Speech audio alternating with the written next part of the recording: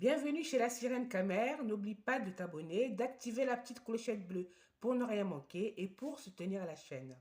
Des nouvelles toutes fraîches de notre petit prince du Mbolé. J'ai nommé Happy Desfoulane. Happy Desfoulane va beaucoup mieux. Happy Desfoulane a suivi une cure de désintoxication. Il a soigné sa dépression. Il va beaucoup mieux. Il ne demande qu'une chose, c'est de retourner en studio. Donc, je vous invite à suivre la vidéo à venir pour en savoir beaucoup plus. Bon visionnage. Comme annoncé dans l'intro, le prince du Mbolé, notre Happy Desfoulane, est guéri et s'apprête à faire un retour en force. Nous, les mélomanes du Mbolé, pouvons pousser un soupir de soulagement. Happy Desfoulane, la pépite de la chanson camerounaise, révélée par son hit emblématique Tchape Tchape, est sorti victorieux de son combat contre la dépression et la toxicomanie.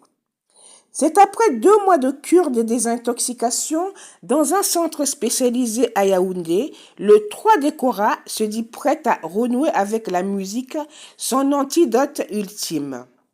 C'est dans un communiqué publié ce jeudi 28 novembre 2024.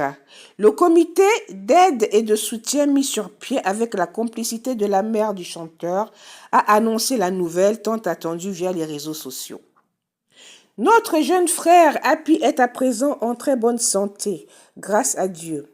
Aidez-nous à remercier le docteur Togem et son équipe qui ont fait un boulot extraordinaire en peu de temps. Cette réhabilitation marque peut-être la fin d'un chapitre difficile pour le soldat d'Ozo, qui avait déjà tenté une première cure il y a 1 an sans succès.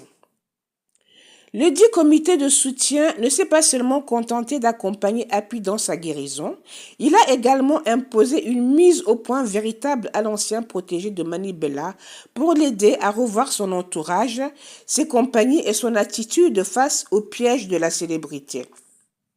Nous avons tiré les oreilles à Happy en ce qui concerne sa mentalité et ses fréquentations.